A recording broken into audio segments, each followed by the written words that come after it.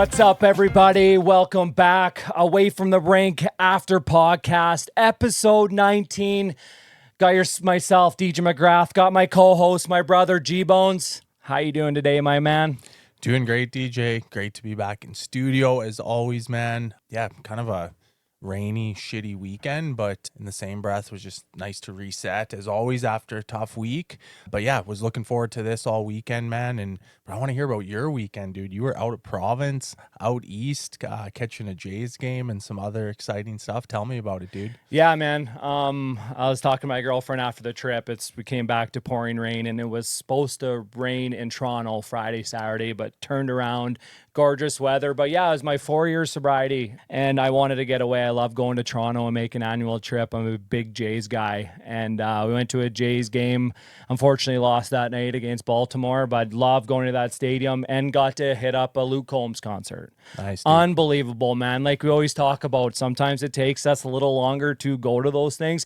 80,000 fucking people there drinking beers, and I absolutely loved it. Yeah. I had my waters, my Diet Cokes, and enjoying it. I had floor seats, man, and it was incredible. And if any of you guys out there haven't been to Toronto, I absolutely love it. We always get an Airbnb right downtown. We're a couple blocks away from Rogers, and yeah, walk by the lake every morning, coffees, get to go to that market, man. That was another big thing, is going to that market. I forget what it's the name of it, but unbelievable. Whole bunch of different styles of food and stuff like that. And yeah, absolutely love Toronto, man. It was such a surreal moment to love going there. And yeah, just got back today, and I'm absolutely excited for coming on the After Podcast, because you know how it is, G. You leave your routines off a bit. You know, you're not doing the same thing. We're both big routine-orientated guys. Yep. When I come home, it's like a sense of comfort for me. Now I could get back at it. You know what I mean? So I'm super thankful. 4 fucking years, man, of staying off the shit. And that's why I tell everybody, like, it's one day at a time. It's such a cliche thing to hear, but it's so true. But I'm thankful every day, and is a little more emotional this time. I was sitting out in the patio. Yeah. My mom gave me a good text and told me she was proud of me, and every year it gets a little more emotion because I get older. I think I get a little more mature, and I appreciate the little things. And 4 years, man, I think it's, you know, especially in this crazy world, dude, I'm super thankful I get to do what I do. And like I tell you guys, if it wasn't for what I did, and now I started my business, sharing my story and helping people, that's why having a sense of purpose again saves my life. So I'm super thankful, man. And I'm super happy to be on tonight. Awesome, dude. Well, I want to congratulate you personally. Thanks, I know I texted you there on Saturday, and you touched on it, man, helping people. And you know, brother, you helped me, right? I mean, I'm not super far removed, only a couple years from when I had to call you, man, because I was in it again. I was deep, and you were there, man. You were there. There was no second guessing it, right? And you helped pull me out of it. I knew what I had to do, but I needed that, I just needed someone I trusted to kind of help me get over that hump, and haven't had to look back, man. So congrats on 4 years, and thank you from the bottom of my heart for helping me, brother. Okay? I love you, man. It's very important stuff that you said, that 'cause it's vulnerability, right? And when we don't have to do it alone anymore, and we know we could call somebody, and it just helps out that so much. But I am fired up, G, for this next episode 19. Most athletes spend their entire careers training their body. Very few ever learn how to train their mind. Today's guest has seen both sides of the game. From leaving Toronto to chase the WHL dream, to hearing the roar of packed arenas, to being drafted by the New Jersey Devils, Pete Fry lived the journey that so many young hockey players dream about. But behind the highlights were the pressures, doubts, harsh realities, and mental battles that few people ever see. For nearly 4 decades, Pete has helped athletes at every level understanding one truth. The biggest opponent you'll ever face isn't on the ice, it's the voice inside your own head. Today we're talking about pressure, confidence, fear, performance, mental toughness, and what it really takes to thrive when everything is on the line. Pete Fry, man, how we like to start this podcast. How are you doing today, brother? Fantastic. Jay, Gio, great to have you guys. Honored to be on here with you guys, and looking forward to contributing. Feeling great. Feeling great. Yeah, and like we were saying before, man, we appreciate you coming on because I think it's going to benefit not only goaltenders, but it's going to benefit athletes because we respect guys who have been there. You know, you've had a good career, obviously some ups and downs, but you continued staying in the game and you're giving back. You're using your past, you're using what you've learned, Pete, and helping out these goalies. So we're going to get right into it. I'm going to ask you a question. You work with all levels of goaltenders. You're great from the NHL right down. What are all these athletes kind of similarities of what they're struggling with? Is it confidence? Is it pressures? Is some a little bit of both? But what is one or two common things that these goalies or athletes are struggling with? I would say, and I work with mainly like 99% goalies on their mindset, but I also have some players I work with and some Major League Baseball players too. Cool. And the big thing I find with all three of them are sometimes the movies and sounds in their head. And I always tell them this, that at any one moment, we're never responding to reality. That's what's actually happening out there. We're responding to the movies and sounds in our head. And we're not taught in school how to deal with those, how to control those. And so that's why you could go into a game and you could have one player who's, jacked right up, fired up, excited, confident, and you have another one who's like super, super nervous. Same exact game, different feelings. And that's because of the different movies and sounds in their head. And I can give some tips today that people listening can use to help get control of those so that they're powerful and they serve them as opposed to hold them back. Yeah, Pete, I think we probably should. You should, if you don't mind, because I think there's a lot of athletes, especially goaltenders too, that are listening and watching this. Do you mind sharing what you teach these athletes? For sure, yeah, and let's so Jay, I want to ask you first. Can you think of back in the day when you played? Was there ever a game where you felt like super nervous? And I got a story of an NHL goalie calling me before a game this year, but maybe I'll if I walk you through it, then I could talk about the story as well too. Can you think of a game when you felt like super nervous? It was a certain game. Absolutely, it was definitely my first WHL game. Your first Western, was it in Everett or was it on the road? It was in Everett, and I remember my parents driving up 22 hours to watch me play, and yeah, I was scared shitless, man. It was to the point where I was scared of going out because there was 9,000 people in the stands and everything. Yeah, that first WHL game I was so nervous. Got it. So can you do a little exercise? I want you to close your eyes and go back there, like see if you can recreate those feelings as much as possible until, and on a scale of 1 to 10 with nervousness or badness, they get close to a 10. Let me know when you're there. Go right back there. See what you were seeing from your own eyes. Hear what you were hearing. Feel what you were feeling. And let me know when you get it to where say it's like an 8 or a 9 or a 10 in nervousness or badness. Yeah, right here. You're there. Okay, Yeah. so when you go back and you recreate that, is it a movie in your head or is it a still picture that you're seeing? I am seeing a movie, definitely a movie. It's a movie. Yeah. And is it in color? Yep. And how close to you is it? It's not that close. Actually, it's at the very start, Pete. I was like in the movie, but now it's Okay. So you're in the movie. It might be further away just because it's quite a long time ago. But if you bring it back up, if you put it right in front of you, how bad is that? How bad is that now on a scale of 1 to 10? 7. About a 7. Okay. So here's what I want you to do. Let's play around with it. Is there sound with it as well, or is it just a movie? There's sound. I could hear. I'm honest. That's all I could hear is just sitting in the locker room and just listening to music right now. Got it. Okay. So now here's what I want you to do. Let's play around with this movie in your mind. So I want you to push it away from you about a foot further away. When you do that, does anything happen to that number 7? Does it go down or even up at all? It may or it may not. It's going down a bit. If you want me to go back, it's kind of getting quieter. There you go. So now what if you push it 10 feet away? What does it go down even more? Oh, yeah. Yeah. So push it 100 feet away, shrink it down to the size of a postage stamp and make it black and white. When you do that, 100 feet away, shrink it down to the size of a postage stamp, make it black and white. What number does it drop down to now? Oh, I'm down to a 1. Yeah, it's I'm almost relaxed. gone. Wow. Yeah, just by doing that. And then what I do, because I'll tell you a story. So I get a call this year and from Mads Solgaard. Right? Remember Mads played for Minnesota Tigers, is in the Ottawa Senators system, and he's getting his first start for the season. And he calls me. He's like, Pete, I've never felt this nervous in my life. And what happened was he went into a game about a week or two ago in Colorado. He went in partway through the game and he was out 5 minutes later. They got 3 on him.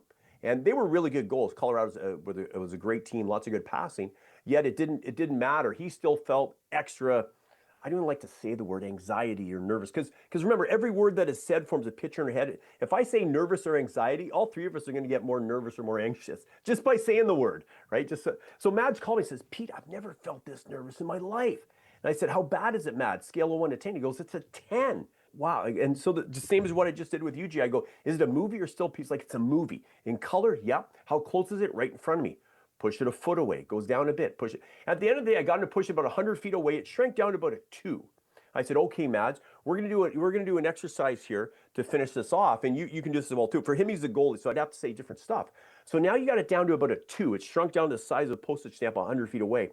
I'm like, Mads, I want you to breathe in deeply. So he breathes in, put your hand up beside your head, and what you're gonna do after you breathe in, you're gonna breathe out, you're gonna push your hand forward like you're palming someone in the face, like, and you're going to go swoosh, just like that. And when you do that, you're going to imagine hitting that image away with the paddle of your goalie stick and have it boomerang. You know what a boomerang is? It's going to boomerang right back to you, yet as a movie of you, the powerful wall. So I could hear him on the other end of the phone going swoosh, boomerangs back. Mads, you, the powerful wall. Swoosh, comes right back. You, the powerful wall. Again and again and again and again. Then after about 10 times, I said, Mads, okay. Now, Mads, challenge for you. And I'm like, by the way, who are you playing? He's like, Vegas. I'm like, okay. I go, so a challenge for you. I go, can you get that movie back if you even try? And he's like, no, I can't. I go, your brain won't let you. So your brain, see, here's the thing. We grow up thinking we're broken when we're not. We're working perfectly as humans, but it's just the way we're communicated to, right? And people, and not that they're doing a bad job. They just don't know how they're talking to us. And I go, Mads, and so Mads calls me after the game. He's all excited. I go, Mads, what happened? And because I didn't check the scores, he goes, Pete, 7 minutes. I didn't get my first shot till 7 minutes into the game. He said it was a penalty shot by Mitch Marner. And then he goes, that feeling came back. I'm like, oh no, it didn't work. He goes, the feeling came back. He goes, but I did the exercise in my head and it went away again. And I shut him down. And then I got first star of the game. He got first star. He came up with every save except one, right? That was the only game he got in this year, and he got first star. And he said, I can't thank you enough. And it's basically just, so at the end of the day, I talked to Mads this, and just like you, Jay, with how you're feeling before the game, you weren't responding to reality. You're responding to the movies and sounds in your head. And once we learn, they don't teach us these skills in school. Once we learn how to deal with those and how to, then we can feel powerful. You ever heard of Bruce Springsteen? Mm-hmm. Like, you know Bruce Springsteen, the boss, born in the USA? You ever heard of Carly Simon? No. Okay, no lie. Okay, so you ever heard that song, You're So Vain? Yeah. I bet you think this song is about, you've heard that song. Yeah. I got to work on my singing skills. Anyways, so they interviewed both Carly Simon and Bruce Springsteen because Bruce killed it on stage every time. Carly Simon was known to cancel her concerts for stage fright. And they said, how do you feel when you're about to go on stage? And they started off the same way. So Carly Simon said, well, my heart beats a little bit faster. My breathing picks up. And then I'm like, and Carly's like, and then what if I screw up? What if they don't like me? What if they boo me? What if my voice goes? And she was known for canceling concerts. So they asked Bruce. Well, Bruce started off the exact same way, the boss. And Bruce said, well, you know what? My heart picks up, my breathing picks up, and then I know I'm ready. So same thing, except he just transferred that feeling into powerful images. And to me, this all comes from our subconscious mind. And there's 5 keys that you got to understand. Is number 1 is we think in pictures. For example, if I say car, what shows up in your head? Ferrari. Okay, what color? Black. Okay, I was thinking red, but black. Okay. So black Ferrari shows up in your head, not the letter CAR. No. Right? So it's a picture. If I say dog, you're going to get a picture of a dog in your head. So we think in pictures, and every word that is said forms a picture in your head, right? So every word forms a picture in your head. And then the other key is that the subconscious mind does not understand the word don't or not. It cannot process negatives. It's like if you do a Google search and you're like, don't find black Ferraris, guess what? And you go to images, it's going to be all black Ferraris. even though he said don't find it. That's how our brain works. And then it doesn't know the difference between what's real and what we imagine. For example, have you guys seen what's the scariest movie that you saw, Jay? Oh, The Shining, probably, for yes, me. The Shining, Yeah. or The Exorcism. Exorcist, yeah. The Exorcist. Yeah. Oh my God, I had nightmares over that. When I had 3 older sisters, which took me to it when I was a kid. Unbelievable. But basically, we have our conscious mind and our subconscious mind. Okay, and our conscious mind has the power of a tiny little golf ball. Our subconscious mind has the power of the biggest football stadium. Say where the Rough Riders play. Now, the golf ball mind, that is our reality mind. Like, this is a fact. This is true. This is not true. This is good. This is bad, right? That's what it does. And our subconscious mind, where all the power is just a computer. It's just a computer, but it's got all the power. So you can go in and watch this exercise, and your conscious mind can say to you all day long, this is fake. It's not real. I know it's made up in the studio. It's all actors. Well, if we know that for a fact, why do we get scared? Because the subconscious mind thinks it's real. Yet, as an athlete, what does that mean to an athlete? You can turn that to your favor through visualization. You see yourself scoring before you step on. Because think of it, I guarantee you, when both you guys played, you probably felt the most confident right after you scored. Yeah. 100%. You felt like you could score again, right? Mm-hmm. Well, what if you create that feeling in your head before you step on the ice every shift? And you can see it in the National Hockey last night in the game. What happened? 3 quick goals by Vegas, 3 quick goals by Carolina, like seconds apart. What happens, the team that scores, all of a sudden they think they can score again, and the team that doesn't score, they're still looking at, or the team that got scored on, they're still playing that in their head. But if we can learn to control that, it makes all the difference. So that's the 4th thing. And then the 5th thing for subconscious mind is we walk in the picture we hold of ourselves. So whatever picture we have, our subconscious mind will move us towards it, because what kicks in is something called a reticular activating system. And all that means is whatever I think of, I'm going to see more of. And that's how beliefs work. I can take you through an exercise regarding how beliefs work and stuff like that.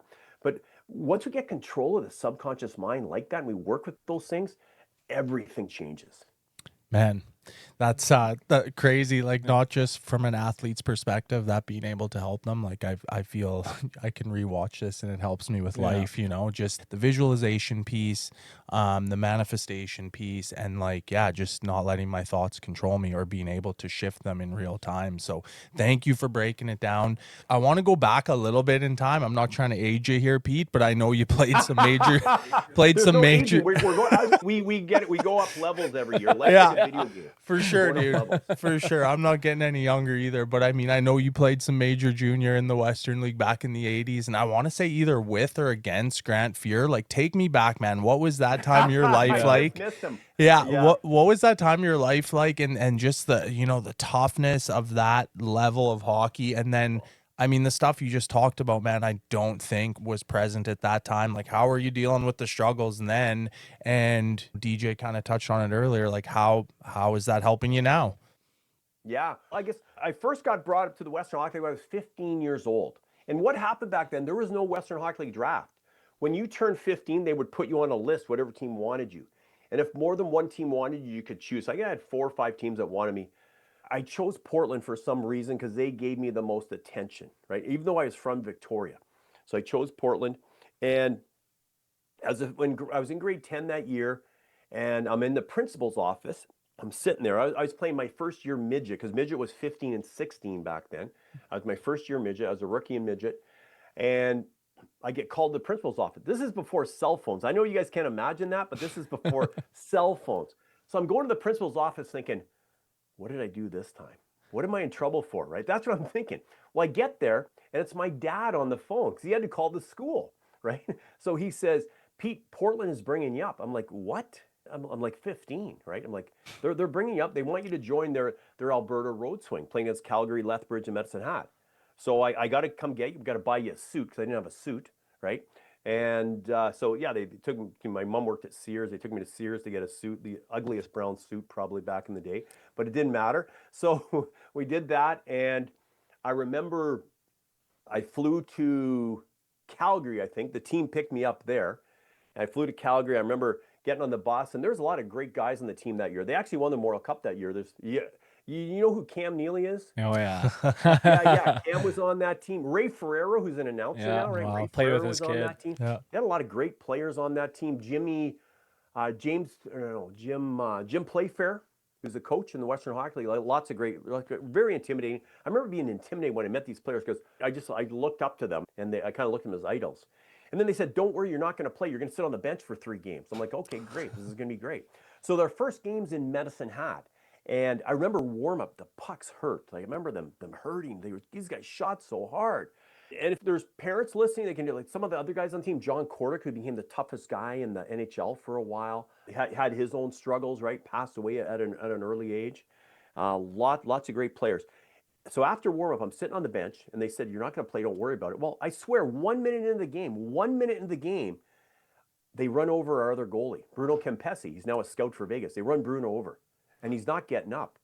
And the coach looks at me. He's got Ken Hodge was the coach, big Coke bottle glasses. Looks, "Peter, get ready. You're gonna go in." And I froze. I was like, I must have turned white. I couldn't even move. And what went through my head in the moment was every possible thing that could go wrong. That's all I was thinking. That's it. And the fans were already yelling "Civ" at me, like, "You're going to get lit up like a Christmas tree," and stuff like that. I was so scared, like so scared. So I'm getting up. I finally get up to go over the bench, and Bruno gets up, and he finished the game. I didn't have to go in. But I go back to that moment. I wasn't responding to reality. I was responding to the movies and sounds in my head, right? The same situation. What if the goalie is like, "Okay, this is my opportunity, right? I am meant for this." The challenge was I didn't know anything about visualization or endpoint visualization. And once again, we walk in the picture we hold of ourselves. So imagine going in that same situation, and the goaltender wrote down, like Jakub Dobeš in the playoffs before they were playing Tampa Game 7. I had Jakub do a drawing before the game, so he'd write his number, Vasilevsky's number, and he put a greater sign towards him, and he'd cross off Vasilevsky. He put an X through him, and he put an X through the forwards.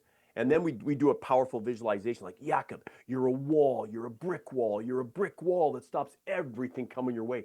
So when he goes into that game, he's feeling dominant. And his visualization was seeing himself shake hands with Vasilevsky after the game, and Vasilevsky wishing him good luck in the next round, right? And you look at that game, he's 9 shots.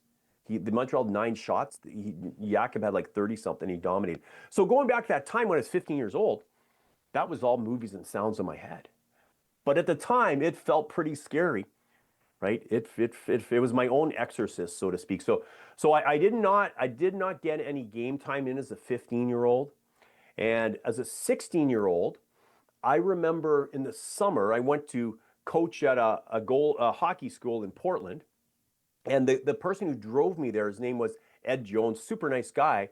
He was going to be a 17-year-old next year. I was going to be a 16-year-old. And Ed was saying, "I'm going to be the backup goalie this year," and meaning he was. And the number 1 goalie is going to be Ian Wood, who just got drafted by Edmonton. And then the next year after, "You're going to be my backup goalie." That's what he's telling me. I'm thinking, okay, fine. So I was supposed to play in the BC Hockey League that year in Summerland as a 16-year-old. But Portland had their camp before, so I never went to camp in Summerland. I go to Portland's camp, and they're like, we're keeping you. We're going to get rid of Ed." I'm like, "Okay." They said, "Yeah, you probably won't play very much, but we're going to keep you. We like what you see." And that year as a 16-year-old, I actually played 39 games. It's really weird though, because like the first 5 games I played, I got a star every game. So I was feeling good, like I was doing all the right thing. And then after that 5th game, the coach, after the game, I go to my stall. There's a beer in my stall. It was really weird. Like the coach put it there or something like that. And I didn't drink. Like when I went there, I did not drink, right? Until I was there a few months, and you're around the guys, and boom. But at first I didn't. So I didn't understand why there was a beer in my stall. Then after the fifth game that I played that I dominated, the coach kept me on the ice after practice and made me freaking push nets. Saying I wasn't in good shape. It was just so strange. It was so strange. But I did play 39 games that year. I had a great year, and I was ranked in the top 3 goalies to go in the draft the next year. And summertime, I went back home. I hung out with my buddies and didn't really train, and hung out with 3 or 4 friends of mine who are great guys. I'm still friends with them today, but they weren't athletes, right? And I think if you're an athlete, you have to make decisions. You got to hang out with other athletes. So I went back. I was not in good shape the next year. And as a 17-year-old, I had a terrible year. I did not even get drafted. In fact, when you get in the GM's bad books, they would trade you to Brandon back then. At the end of the year, I got traded. Everyone eventually got traded to Brandon. It was crazy. It was crazy. So, and that was a challenging time, playing there. There was a lot of negativity, right? I found a lot of the coaching was super negative, like just super negative and not easy to deal with. Now, again, that was me. That was my reality. And I always tell people, your reality is your only reality, yet it's only your reality. So some of the other players there, you never know. They could have thought the coach was great, which happens a lot. Yeah, I was going to ask you, Pete, when in your 16-year-old year there, when you played the first 5 games, you're getting first star. Do you think you were kind of doing good because you had 0 pressures against you? Like, I mean, you know what? Like looking back, yeah, because your coach said you're not going to play that much, and I'm sure you're accepted that you're a 16-year-old kid, and then you get that 5 start. Maybe you didn't have that much pressure on you. You started playing good the first 5 games and whatnot. And I was going to ask you, Pete, how was the rookie parties and stuff back in the day? I always like to ask athletes, you're a 15-year-old kid. That's young. Yeah. Like I was 16 moving away. I was 15, but not playing in the WHL. But how was your rookie party? And did you have any homesickness? And were your parents good with you? Were you able to talk to your mom and dad back in the day? Or was that even a thing? Oh, back then in Portland? Yeah. In Portland, I remember us playing in our hometown in Victoria, and we lost the game. We weren't allowed to see our parents after the game. Wow. Isn't that crazy? Yeah. We weren't allowed to see our parents. And I remember, we weren't. And back then, this is before the internet and stuff. So we had Walkmans. You know what a Walkman is? Oh, yeah. Sure do. If we didn't win, we couldn't listen to our Walkmans with our CDs, or not our CDs, our cassette tapes. Cassettes, yeah. Michael Jackson or whoever we had in there and stuff like that back then. So it was crazy. It was, I remember we lost in Kamloops, a 10-hour bus ride back to Portland. We had to leave our equipment on the whole time. They don't do that stuff now, but back then it was different. And like I say, Portland it's a great organization. Mike Johnson does a phenomenal job, and they do a great job. It wasn't that same organization back then. Our GM was like, and like I say, I don't want to throw it. Our GM passed away of AIDS in, I think it was in the 90s at some point, right? And anyways, I know some players have gone to the Western Hockey League for like settlements and stuff like that based on what happened to them with the GM there. Nothing like that ever happened to me. I remember him taking me to a movie and putting his arm around me, which was really creepy. Yeah. Right. Really, like, I couldn't imagine ever doing something like that. Right. So there was stuff like that we had to deal with there, which should not ever happen in hockey or sports. Yeah. Crazy, man. Thanks for your vulnerability there and sharing that. And when did it shift for you? I know you were a late round pick to New Jersey that following season in the Western League. Like, what did you have these like big aspirations at that point to like make the NHL, or was it more of like, hey, I'm gonna grind out this junior career, see what happens? Like, what did those kind of latter junior years look like for you, and how did you transition out of it? Maybe when the dream died, so to speak. Yeah. You know what I think you guys might like is maybe I'll talk about like my lowest time first, if you want. Like that was when I was 17, right? So I was 17. It's my second year. That was the year I was supposed to get drafted to the National Hockey League. Because after my 16-year-old, Donnie Mean, who was the biggest agent in the game, who flew out to meet me, sign me and stuff like that, went back there. And like I say, I had a terrible season. And the lowest point it stemmed from this. We were on the road playing in Prince Albert, and they were a tough team. Dave Manson, Ken Baumgartner, if you ever heard of those guys. Everyone on their team was a bunch of other guys. And we're playing in Prince Albert, and it's one of those games where as a goalie, I'm standing on my head as a 17-year-old. And the first period, they outshoot us 20 to about 4, and we're up 2-0. It's probably harder for the other goalie that only gets 4 shots in games like that, right? But I was loving it. And after the second period, we're up 5-0. Going into the third period. Do you remember the stalls in PA, if they're the same, where they have the big cement beams come down? Yeah. Oh, Are they yeah. the same now? Yeah. Yeah. I get up to go- Hometown Pete, by the way, quick shout out to PA, born and Prince raised. Albert. Yeah. What a great, yeah, I love it. What a great place. And anyway, so except for the dressing room, because I get up to go out for the first period, and I smack my head on the stall. Like I just smack it. And I go there, I probably should have told the coach, but you didn't want to say anything because they're going to think you're soft, right? So I didn't say anything. I played that period in I was seeing stars all period. Well, the end result is 6-5 for Prince Albert. We lose, and I just get it from the coach after the game, right? You're terrible, whatever negative thing could be said was said then. Well, about a week or two later, and our team is struggling that year. And about a week or two later, we just made some major changes. We just traded John Kordick, who was the toughest guy in the league, to Brandon because he got in the GM's bad book. So we traded him to Brandon. Well, what do? The next day, they trade him right back to Seattle, who's our arch nemesis, right? And so anyway, so we're playing against Prince Albert at home, and they start the other goalie. I was upset that I wasn't being played, because I hadn't played for 3 or 4 games. I kind of had a chip on my shoulder, and partway through the game, the coach says, go in, because the other goalie was struggling, right? So I was like, okay. So I go in there, and it was one of those games where I'm feeling great. Gio, you ever heard of Dan Hodgson? I've heard the name, yeah.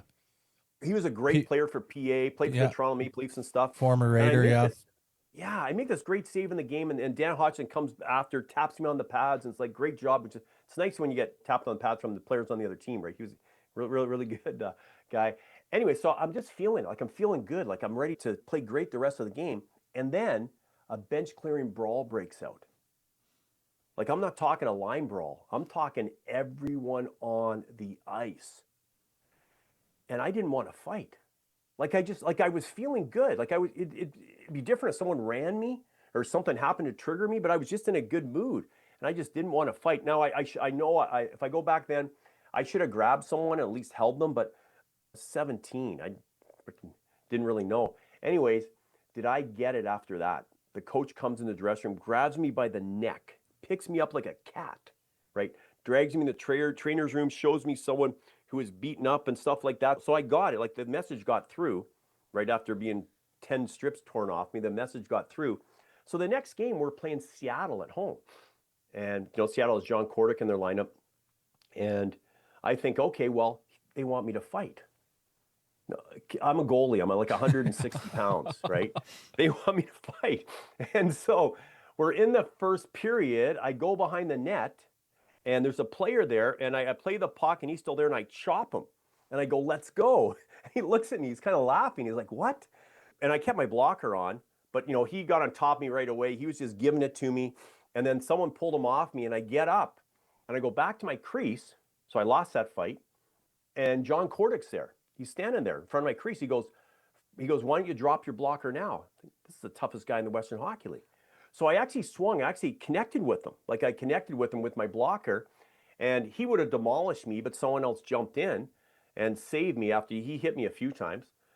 But the punches weren't really hard, I found, from him, but they were quick. They were quick. And so I just lost that fight. That was 2 fights. And then I think, okay, well, I better grab a guy, because now there's everyone on the ice is fighting, not a bench clearer, but a line brawl. So I grab another guy, a pretty big player on their team. I forget what his name was, Bechtold or something like that. Now, I've never taken fighting lessons. I'm holding him around the waist, right? You guys probably laughing. And he's holding me up here, right? And then my bench is going like this. Well, they're trying to tell me to put my hands up.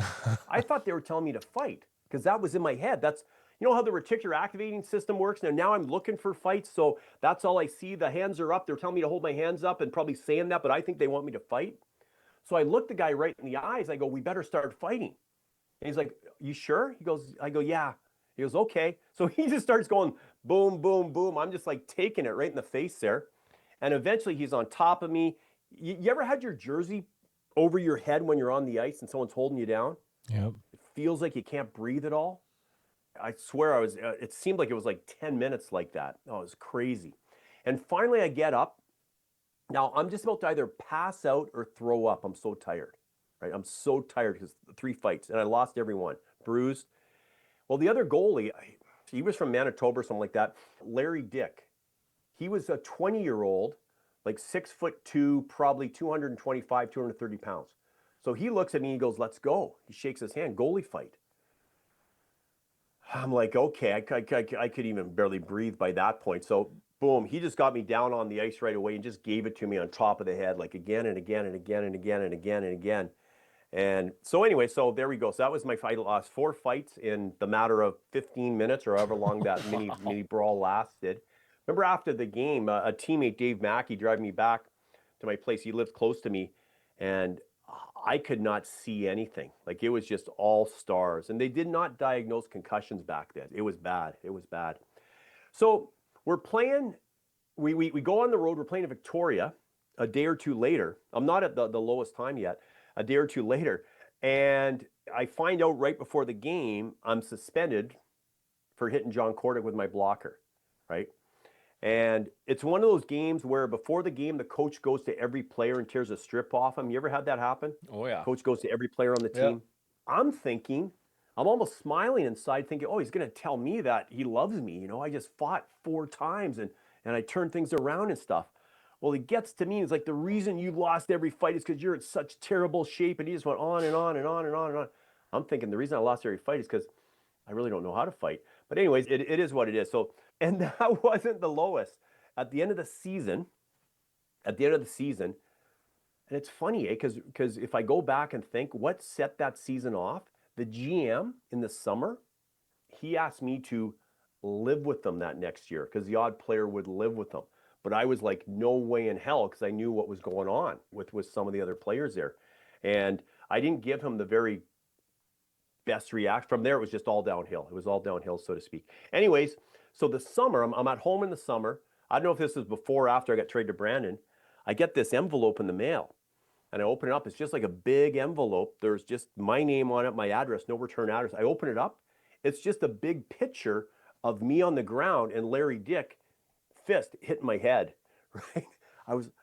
It must have been him that sent that to me. Who would send that to me? I ripped it up. I wish I kept it. I laugh about it now, right? I laugh about it now. But anyway, so those are some really, for me, traumatic times. And then I got traded to Brandon, and I was hating hockey when I went there. I was in training camp, and I called my dad, and I was like, I can't do this. And so he picked me up, and he drove all the way 24 hours, drove me back to Victoria. And they later traded me to Spokane. I still didn't go. I played 1 game for Spokane when they came to Victoria. Then they traded me to Victoria, so that's when I started playing again. And the next year I get drafted to the National Hockey League after all that. But I was ready to just pack it in. I was trying to injure myself, right? Jumping up, trying to do the splits to get out of the situation of playing. And it was a very low point at that time. Wow, man. Thank you so much for sharing that. Obviously, you don't see or hear that kind of stuff nowadays, but that fucking happened back in the day, especially for you, Pete. And I think that's absolutely wild. Mind games. Hey, coaches, have that authority, and especially him wanting him to live with you or you to live with him. Like, how did you deal with that? Did you ever get into the alcohol? Like, what were you doing away from the rink to try to hide your feelings and emotions? Like, you were probably struggling there. The coach snaps on you because you're soft, you're a pussy because you didn't fight in that line brawl or bench brawl. And now you get 4 fights in 15 minutes. And now he's pinpointing out that you're a pussy and you're out of shape and all that. Like, how were you in that time away from the rink, Pete? Were you talking to mom and dad about what was going on? Or what were you doing? No, not really. I really didn't have anyone to talk to, right? 'Cause I wouldn't open up and share with my mom and dad really how I felt. I think I just kept everything inside. And if I think back, I wasn't a big. I would drink with the guys, right? When they would, but I wasn't a big drinker. And something happened when I was 13 or 14.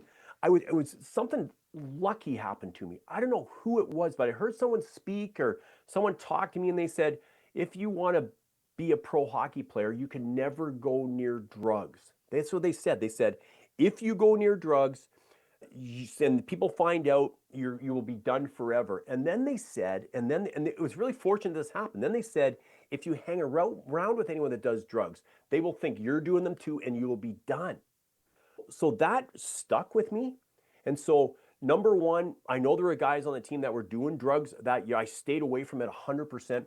I did drink the odd time, Not very much, because when I went there, I didn't really drink at all. So I probably did drink sometimes. It got worse later on in my career, but back then it wasn't that bad. But I was fortunate on the drug side, because to me, it's like our beliefs determine everything, right? And I was fortunate to have, because what if no one said that to me, right? The first time it was offered or whatever, I could have been, oh yeah, let's just try it out, whatever, right? But I was fortunate to have that belief.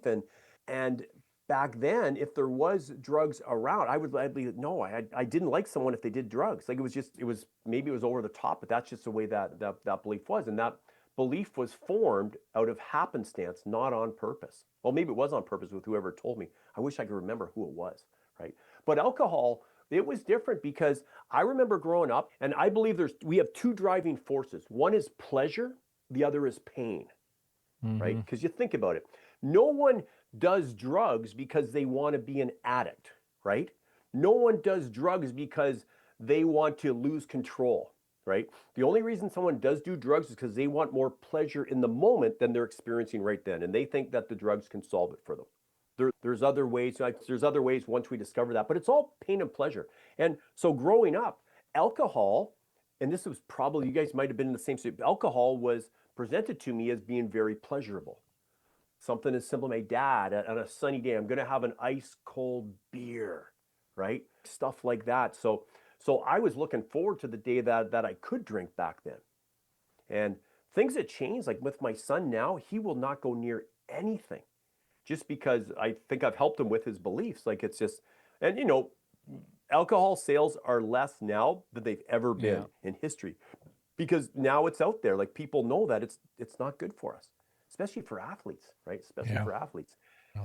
So that was something that I was very fortunate with as far as on the drug side there. I think, the year I got drafted, I think I did. I probably shouldn't have, but I probably did drink more than what I should have.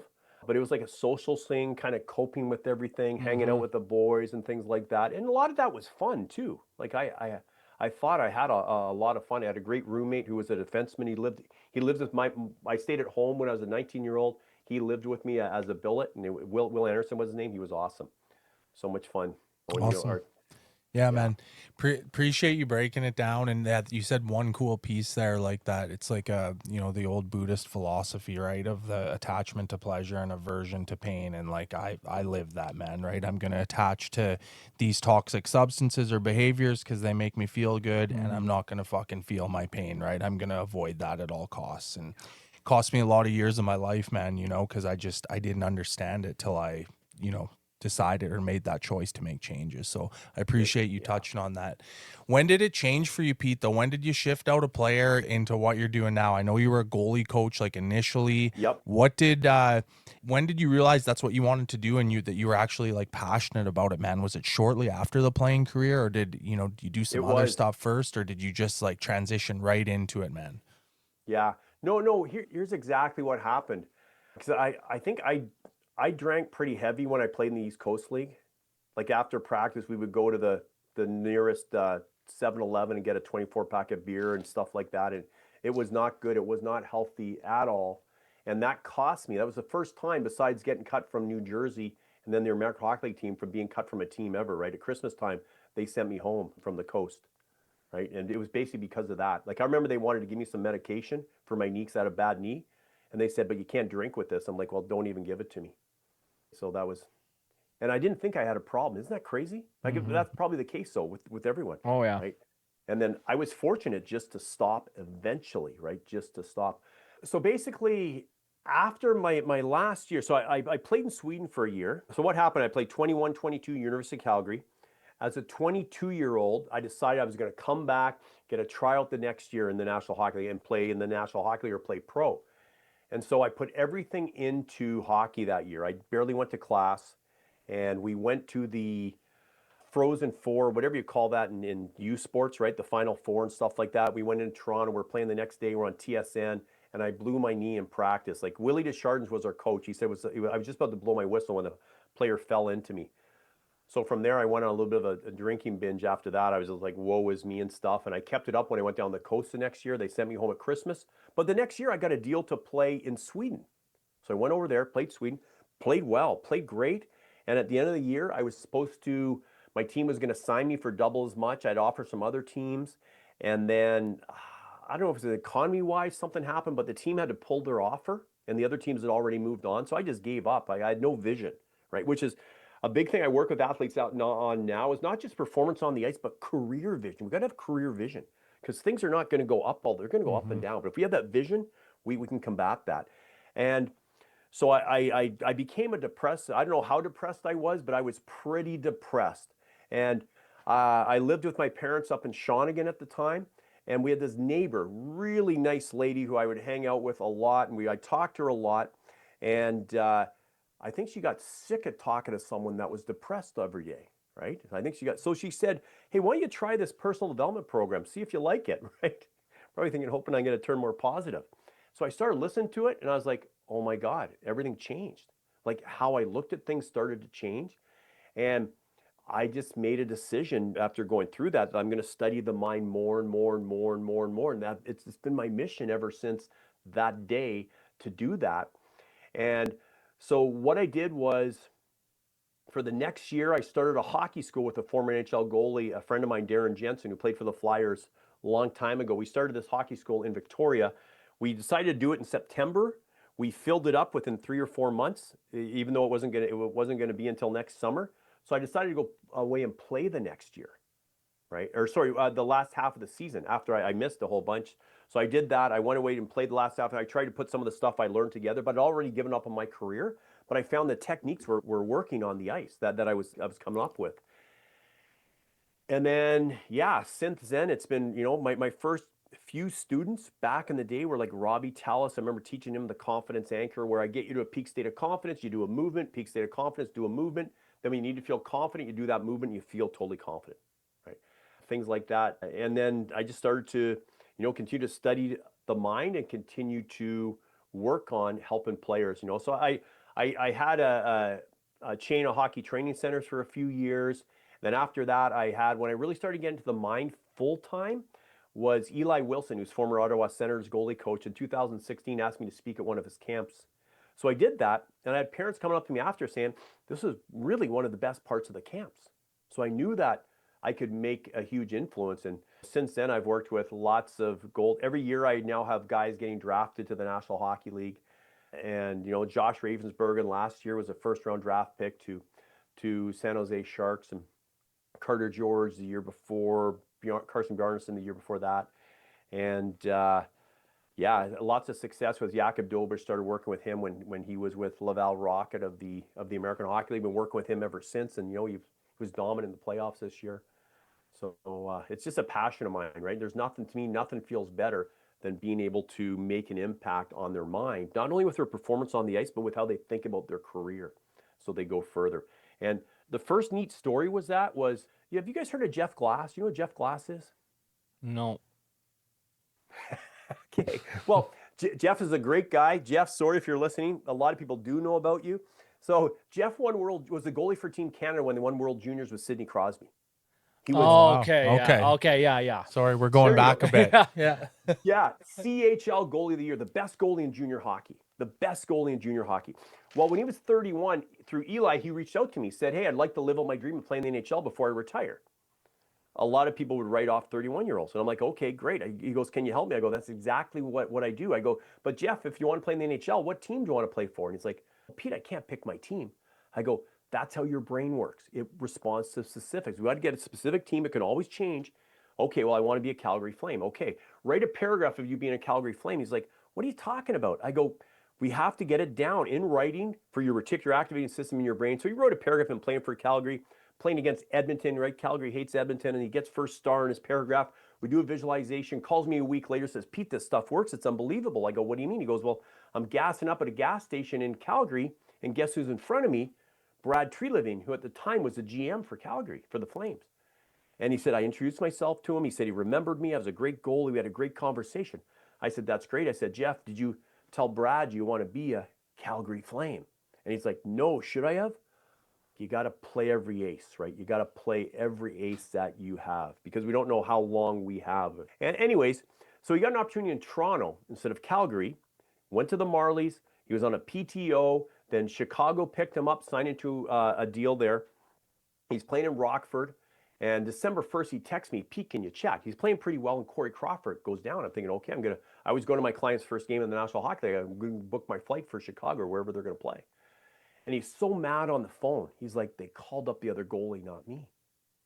And I'm like, Jeff, that's awesome. You're closer than ever. Because you're frustrated, you're mad about it. That means you're closer than ever. Do a 30-day plan of you being a Calgary Flame. And I show guys this 30-day plan all the time that he did. So he does a 30-day plan to be a Chicago Blackhawk by January 3rd, 2018, because I think he did it December 3rd, 2017.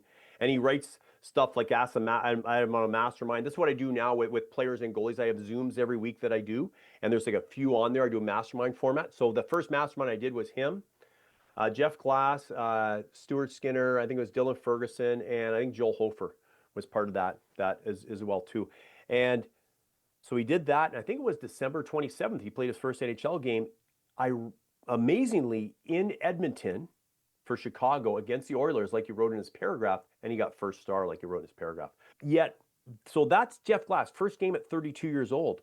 Stuart Skinner, who's a great person, I think a great goalie, yet in junior, Stuart wasn't near the goalie Jeff was. He didn't win World Juniors, didn't even make the World Junior team, was not CHL Goalie of the Year, not even Western Hockey League Goalie of the Year. I started working with Stuart when he was 16. The first paragraph I had him write, he wrote he's playing for the Pittsburgh Penguins. Can you believe that? Wow. Isn't that crazy? I show people this. And then I was at the draft with him in Chicago when he got drafted to the Oilers. I sat down with him a couple weeks later. We did a mind map of his next season and his career. And Stuart's writing stuff down. I always say, when I played, and I don't know if you guys were the same, I would think less of myself and more of the other goalie or the players down the far end. I think they were better than what they are, and I would underestimate myself. That's a human flaw that a lot of humans have that I think we're taught in society. And so I always get my athletes to write out, if I can, not what I think I can, but if I could have anything at all, what I want to have in my hockey career and in my season. So he's writing stuff down like win the Stanley Cup for the Oilers, win all the trophies Carey Price won in 2014-15, NHL All-Star, all this stuff. Like it's I show people this mind map. You see that? It is phenomenal. Anyways, Stuart Skinner, who a lot of people would say was not the goalie Jeff Glass was in junior, played his first NHL game at 22, 10 years earlier than Jeff Glass at 32. And to me, it's having that clear picture. Because if you don't have that clear picture of where you want to go, where you want to play, that vision, weeds are going to fill your mind. Like when I was drafted by New Jersey, I had no clear picture. My first thoughts were, I don't have a chance, because I didn't have that clear picture. So if there's one thing that listeners can do, I don't care if you're a player, if you're a goalie, if you're a baseball player, I work with some Major League Baseball players, if it's your business, doesn't matter. Get a clear picture of where you want to take it and write it down so you can look at it all the time. That is absolutely incredible stuff, Pete. I know a lot of athletes are going to benefit off this. Before we continue on, we're going to take a quick 5-minute break on Away from the Rink After Podcast with Pete Fry. This episode is proudly supported by Forest Fitness and Tammy Forrest right here in Saskatoon. Tammy has spent years helping athletes build strength, confidence, resilience, and the habits needed to succeed both on and off the ice. Whether she's working with teams or individual athletes, her passion for helping young people grow is evident in everything she does. What we appreciate most about Tammy is that she understands success isn't just about performance. It's also about character, mindset, and overall well-being. That's a message that aligns closely with what we're trying to accomplish here at Away from the Rink. Mental health and personal growth are conversations that matter deeply to Tammy, which is one of the many reasons we're grateful for her support. Be sure to follow Forest Fitness on social media and connect with Tammy to learn more about her programs. Tammy, thank you for supporting the show and helping us continue these important conversations. Welcome back Away from the Rink After Podcast, episode 19, with our guest, Pete Fry. Incredible first half of the show. Amazing conversations, man. You had us all really intrigued there. And coming back on here, I just, through the grapevine, Pete, I heard you have a couple, maybe hidden skills, unique talents, maybe some go-to, rituals you get into. Do you mind talking about that for a bit? Yeah, for sure. So I do a lot of stuff, done a lot of stuff. And once again, it's a whole, I go back to the two main drivers, pleasure and pain, right? I think for us to be super successful, we have to be able to control what we associate pain to and what we associate pleasure to. There's a lot, and plus, besides that, overcoming fears, right? So think of it, fear. What does fear stand for? Do you know what fear stands for? FEAR. No, I forget. I've heard the acronym before, but refresh us. False evidence appearing real. Or if you're really scared, F everything and run. But that's the one I've heard. Yeah.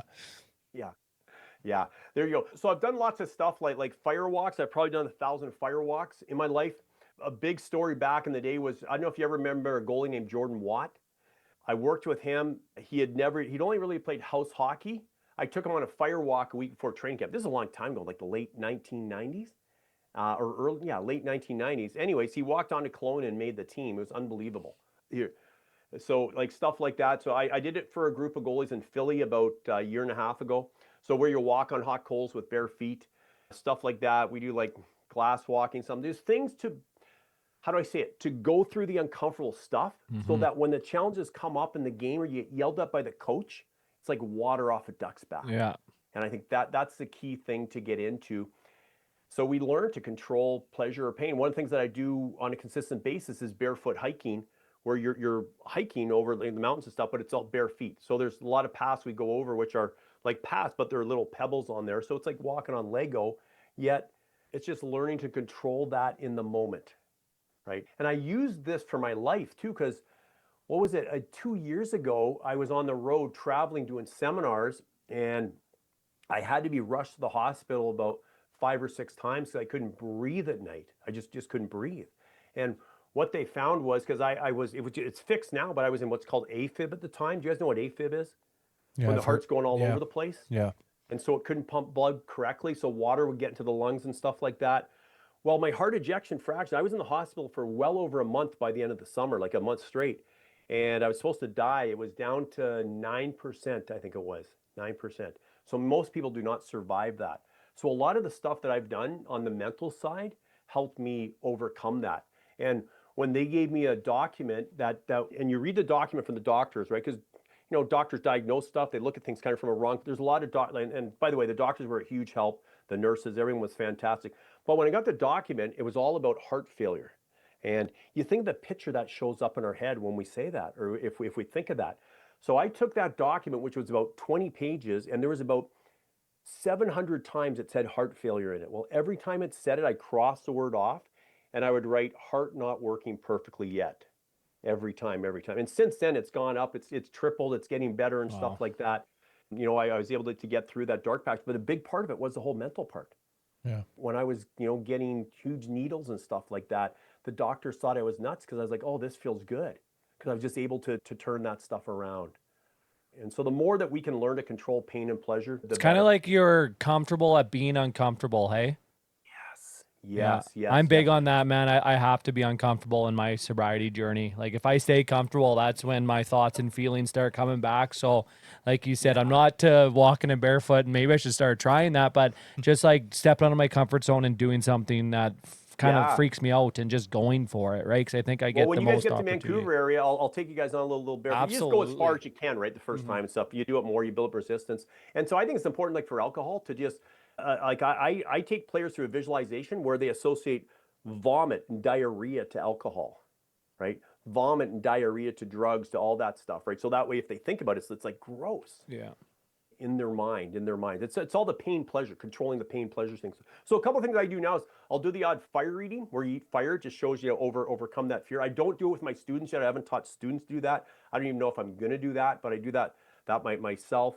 And then I do a lot. My son has me into eating a lot of like the raw cow organs, like raw liver, raw heart. So I got some raw heart there. If you want, I could do eat fire, and I can follow it up with eating some raw heart if you want. Yeah, we'd love to see it, dude. Yeah, go ahead. You want me to do it now? Yeah. Okay, let me drink a little water first.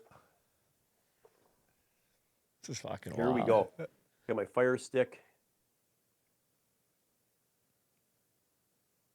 So this is a fire stick right here.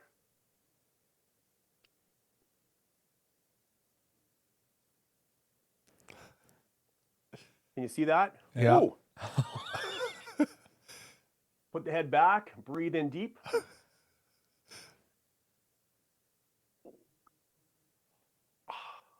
And then follow it Holy up fuck. with some raw heart. Little beef heart action. Yeah, beef heart. Which, by the way, it tastes fine. Like it doesn't have a lot of taste to it. Yeah. And it's super nutrient dense, right? Super nutrient dense.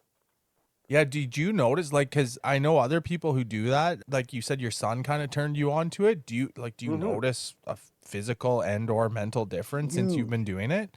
Huge. Yeah, big time. Like just clearer and just healthier in general, would you say? Yeah, big time.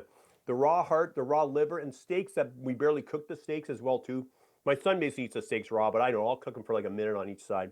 Right, like a blue rare almost. Yep, we go to the States to get raw milk. Wow. And, you know, dairy could be different because I believe pasteurized milk is not good for people at all, right? And some people have milk intolerance. A lot of times that's because of the pasteurization of it. But Yeah. in Canada, it's illegal. Raw milk is illegal. You have to, you can bring it into the country, but you can't sell it here. Yeah, we could have a whole other podcast on you know, how the food is poisoning us, right? And how you have to kind of think alternatively nowadays, right? All the seed oils, right? All this. So yeah. So I got to deal with my son because I just came back from the road, and sometimes I'll let myself go on the food side. So I wasn't eating the healthiest on the road. So now I got a 24-hour bet. If I put anything in my body that has sugar or bread or seed oils, I got to pay him $500. So he profits off of it. But I'm a big fast guy, so I go every Monday. Stopped eating, Sunday night at 7, then I won't eat till Tuesday around noontime, and that's mentally, physically, spiritually, even I see a big change in that. Step out of that comfort zone. I want to ask, like, how long have you been doing this for, and did it take you you're a human, Pete, like how long did it take you to get comfortable at doing what you're doing right now? oh, like do it like eating like the raw Eating stuff, and putting that fucking fire in your mouth, like that's crazy. I'm just being honest. Well, eating the raw stuff initially, I found because I don't even like sushi, right? I'm not even sushi. A lot of people, I'm like, gross. That's how can you eat sushi? It's raw fish, is what I think. And I still don't even like sushi still. So with the raw, I started off with the raw liver, and when I tasted it, it felt really weird in the mouth, and the taste was not the best taste. But after a while, it actually starts to taste good, because if someone likes the taste of, you know, when people get used to chocolate and stuff that's not good for us, then all the natural stuff does not taste good. But if we can avoid that, keep that out of our diet, then the natural stuff starts to taste good. And further, we have raw cheese as well. So when I had some raw heart earlier today, I would actually have a little bit of cheese with it with each one. And the key there, I think, is the raw cheese, not the processed stuff. If we can stick with that, and so I think I've been doing the raw stuff ever since I had the challenge with the heart. That's when my son got me into it, or maybe even a little bit before. He would sneak raw heart into the hospital and raw liver into the hospital. You know, because the hospital meals were not the healthiest that they would give you. Yeah, man, and thanks for doing this. Obviously, this is new to us, and it's really cool seeing a perspective on your side and how all the benefits to it. I know it's going to help out a lot of people, but I want to get back to these athletes, Pete, because I know back in the day, mental health performance coaches, mental health coaches weren't really around back when we were playing, but there's a lot of athletes, especially goaltenders, going to you now. And yes, I know you're a mental health performance coaching, helping guys with their minds and everything. But you probably get onto a personal level with these guys. You're probably a guy, like a older brother figure for these guys. Do they come to you about other shit, like personal stuff away from the rink? And a part B question to that, I know you might not be associated with teams, but do you think players are more comfortable going to you because you're an independent guy that you won't be telling that message to anybody else, especially that organization they're playing for?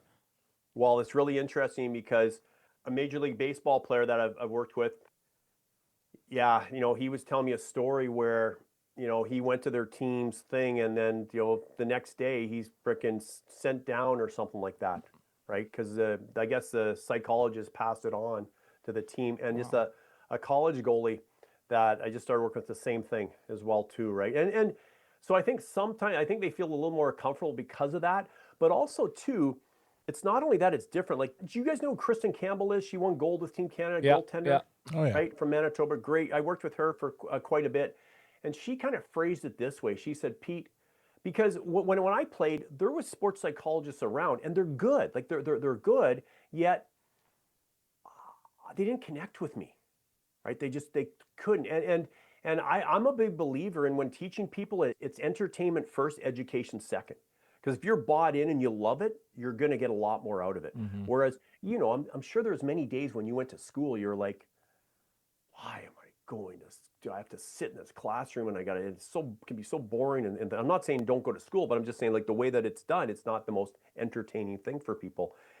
And so Kristen said, she said, Pete, when I worked with a sports psychologist, it's like reading a big, thick textbook.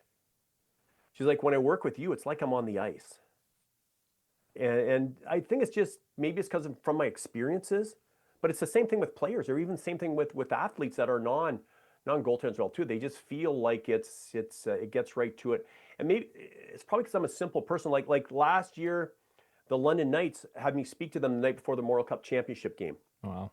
And Mark Hunter talked to me after, and he goes, what you did was unbelievable. You really spoke our language. You kept it simple.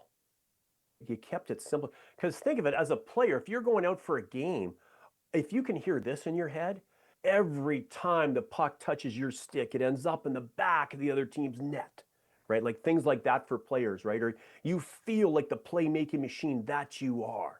You are destined for ultimate greatness. And all of a sudden, you got those positive, powerful movies and sounds going around in your head. Your confidence is going up, right? And you feel a lot better when you're out there. Yeah.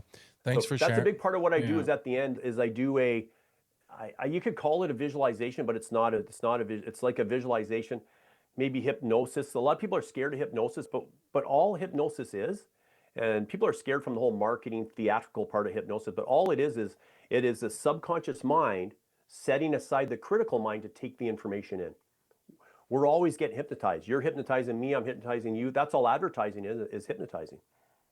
Yeah, it's right? incredible. And just kind of training that subconscious mind, like you said, right? And man, such good takeaways here today, Pete. Like, just again, not just for athletes, anyone, right? Mm-hmm. But one final question from me, Pete. What I know you touched on some techniques and even walked DJ through one there at the start of the show, but a lot of our listeners are that younger generation of the hockey players and athletes, generally speaking. What's maybe one, strong message you could give them, or just a simple approach that they can tell themselves or do that are struggling, coming through the ranks, maybe don't know what to do, don't necessarily have someone to talk to, just from that mindset perspective, man, like what's a simple task you could give these young athletes? So a key simple thing that you can do if you're listening, and this is exactly what I would have Jakob to do right before Game 7 against Tampa, right before Game 7 against Buffalo. So what I would recommend is, before you go into tryouts or training camp, whatever it is, you have a game coming up, is I want you to do a mind map. So a mind map is something where you get a piece of paper, you put a circle in the middle, and you would write in a circle, my powerful game, or my powerful tryout, or whatever that is. And then you write out the word see, hear, and feel. And you say, if I could have my game, my tryout, my career, whatever it is, go any way at all, what do I want to see, hear, and feel? And you write that down. I want to, if you're a goalie, I want to see the black puck in my glove. If you're a player, I want to see the black puck hitting the white mesh, right? Whatever that is. And so you get a clear picture of what you want to see. I want to hear the coach saying, great job to me. I want to feel totally confident, sense of accomplishment, all that key stuff there. So I would do a mind map of it, and then do a quick little 2 or 3 sentences, quick little paragraph. This is what I had Christian Kirsch do 2 days before the World Cup. I went to Kelowna to support Christian because this is the second year in a row I've worked with the winning goalie in the Memorial Cup. And I had Christian come over. We did a mind map of the game. What do you want to see, hear, and feel? Then I said, put in a few sentences. He wrote a few sentences, right? I'm holding the Memorial Cup up at the end of the game, right? Stuff like that. Sorry, DJ, it was against Everett. But I'm just joking. And holding it up, and then he did a drawing of himself, right, holding the Memorial Cup up over his head, right. And then once they got those clear pictures, then you can run a movie. And that's where I come in. I specialize in. So what I do for, as an example, Jakub Dobish, been working with him for 2 years straight. He's been on Zoom with me almost every week on the program. But before every game, for 2 years, he'd call me before every game about 45 minutes, step out of the dressing room, call me. I'd take him through a pregame visualization. And most of the athletes I work with, I do it live the first time, send them the recording to listen to for future games. He just wanted to touch the cloth, I guess. You know what I mean? Just to talk to me before games. Until 3 games before the playoffs, when I was hiking and he couldn't reach me because I was in bad cell reception, he had to listen to the recording I sent him, and he got first star. So the next game he texts me, he says, I'll just listen to the recording again. Yeah, typical goalie play. Yeah. This is absolutely awesome, Pete. I got one final question for you. I want you to go back in time. I think you're a pretty well knowledgeable man today, helping out a lot of these athletes, especially goalies, with their mindset. I want you to go back to your 17-year-old year. And now you're sitting here today with all the knowledge you know now. If you could go back to a certain time, maybe you're sitting in that dressing room and you were struggling, that coach yelling at you after, and you're sitting there struggling. What's something that you could maybe go back to that dressing room, you stare at young Pete struggling. What's something that you could sit down and just talk to him about? Wow, very, very, very simple, I think, in the sense of, number one, is I would have told my younger self, make sure you have a clear picture of what you want. Because I thought the Western Hockey League was the NHL. I looked up the NHL like it was unreachable. I watch it on TV. Those guys are so good. So I would have told myself, when you watch NHL games, watch it with the volume off.